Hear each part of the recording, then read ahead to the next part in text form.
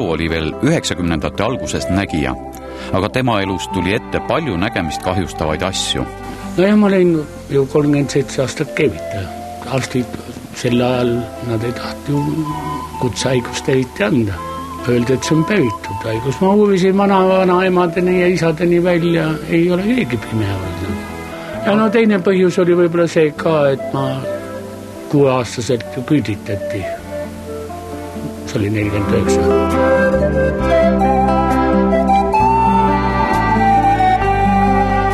Pepi on Pimedat Aaret juhtinud truult juba 13 aastat. Pimeda juhtkoer Pepi on välja õpetatud nii, et ta viib Aare alati sinna, kuhu parajasti vaja on. Näiteks me räägime kodus hommikul ära, kuhu me läheme ja mis me teeme, ta kuulab ilusti, vastu ka ei vaidle. Aga siis lähme ja sattume näiteks, ütleme, saunagi lähme. Seal kodutalve on seal lähedal, jääb meil tee peale, lähme käime kodutalves ära, tema istub maha, tahab ütelda nagu, et kuule, vanames, et seda ju hommikul jutuks ei olnud, et me sinna läheme. Aga kas ta hommikul saab kohe aru siis kogu päevaplaani, mis sa räägid talle? No enam-vähem. Siis kui kordan, ja bussi ja trammi numbrit, siis peame küsima kellegi käest. Aga mis moodi selle juhtkoeraga on? No, lähete praegu trepist alla, lähete välja ja kas sa ütled talle siis, et nüüd ma tahan minna poodi või sauna ja kas koer viib sinna? Tõllupoodi näiteks sinna, kelvipoodi. Turule see on tal lemmikkoht, sealt tal näkkab ka midagi vahest kala ja. See tähendab seda, et ta eristab sõnu siis turg, pood, saun? Ja polikliinik.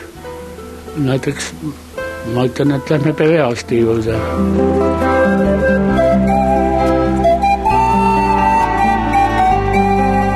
Pimedale on juhtkoer üks äraütlemata hea kaaslane. Kui näiteks Pepi näeb takistust või tuleb üle tee minna, jääb ta seisma. Kui pime siis valge kepiga tee ületamiseks märku annab, läheb kutsa koos Pimeda peremehega edasi. Ilma juhtkoerata oleks Aare Karu nagu käsitu ja jalutu. Ei saaks ta poodi, panka ega teatrisse. Jah, te kuulsite õigesti. Pime Aare käib tihtipeale Pepiga teatris. No kõige mõnus on siin saabas. Vana Baskini teater Salme kultuurikeskuses. Olen ikka püüdnud kõik tükid vaadata. Aga me oleme käinud ka talveaias, Sakalas. Ja ükskord oligi siin, ma rääkisin siin, vestelsin ühe inimesega tuttavaga ja ma siis kuulsin veel, et need uued näitajad on, uurisin, mis nägu nad on. Üks näitleja, mul ei ole nimi meeles praegu, tuli, et tulge katsuge järgi mu nägu siis. Ma siis katsusin järgi, kui pikk ta on ja pulmud ja silmad ja nina ja lõua ja siis ma saan natuke kergem ette kujutada. Ma pean ju endale, ma olen nagu enda režissöör, ma kujutan ette, mida nad teevad ja Sallot ja Karismat ja vanu näiteid, keda ma olen näinud, need on mul kergem. Muidugi nad ei ole sellised nagu nüüd, nad on noored minu ja.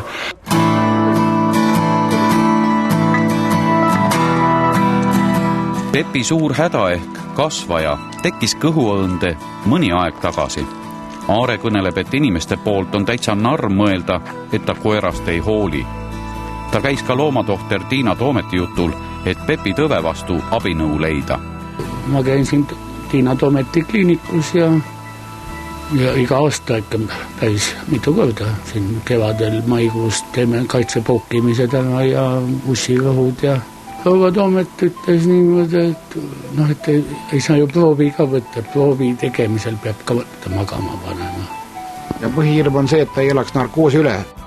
Jah, et ta on küllaltki vana juba paar aastat tagasi juba. Ja kui on pahaloomuline, et kui teda saab ärvitatud, et siis ta hakkab veel jõudsamalt. Aga koeral see nagu liiga ei tee, valuline ei ole? Ei paista ole, ma ta niuksuks aga eks ta tüliks on küll kõvasti tal. Kui Pepi vanus arvestada ümber inimese vanuseks, oleks ta praegu 80-aastane. Eks mõelge ise, mis hädad inimesi sel ajal juba vaevata võivad, kui inimene Eestis üldse nii vanaks saabki. Aga koera magama panna on Aarel nii kahju kui ka raske. sest uut juhtkoera ei ole pimedal mehel kuskilt võtta. Toompeal ma olen 8 korda käinud nõudmas juhtkoera õigusi, aga ei ole tulu olnud. Ükskord vastas isegi Ansip. Meil on igal pool ühesugused seadused ja mul midagi nagu partavägi jutt ikka. Aga igapäevases elus satub pime inimene Eestimaal hämmastavalt haledasse seisu. Tallinnas on vaid üksikud poed, kuhu pime aare koos koeraga lubatakse, rääkimata kohvikutest. Seal näidatakse kohe ust ja hambaid. Seepärast on pimeda mehe lemmikkohaks saanud Balti jaama turg. Sinna võib vabalt koeraga minna ja üht-teist osta. Poodi, kohvikusse, vahestaks korraliku söögiga teha. Täna on hea pea, mul käis abiline, tegi mulle siin frikadelisuppi ja pannkooki, millega ma ise hakkama ei saa. Aga ma tahaks vahest ka minna korraliku söögi kohta, võin ju lubada üks kvartaliski. No, mine õiendame seal ukse peal selline turvameestega, need on kõige hullemad. Mõni võtab õinnus kinni, hakkab välja tõukama. Aare käib Pepiga meelsasti ka Soomes matkamas. Miks just Soomes? Esiteks on see suhteliselt lähedal. Teiseks on Soomes suhtumine pimedasse inimesse, kes liigub juhtkoeraga, hoopis inimlikum kui Eestis. Kui me sattume sellise kohta kui Põlva või kus on seal suur poodüks ja kui meid seal ründu pidi võetakse kinni ja tahetakse välja lükata poes, kui me juua tahame peale matka, siis on raskusi natukene. Ma olen Soomes käinud Kreeka restorani, mitte ühtegi sõna. Mu käest on siin ankeetides küsitletud, no kes sind aitab kõige rohkem, kas hoolekanne või pimedate ühing või need ei pääse lähedale ka mitte. Pepi on ikka kõige tähtsam abiline ja ta on alati mul võtta käe pärast. Ta ei ole ju minu koer, ta on fondi koer.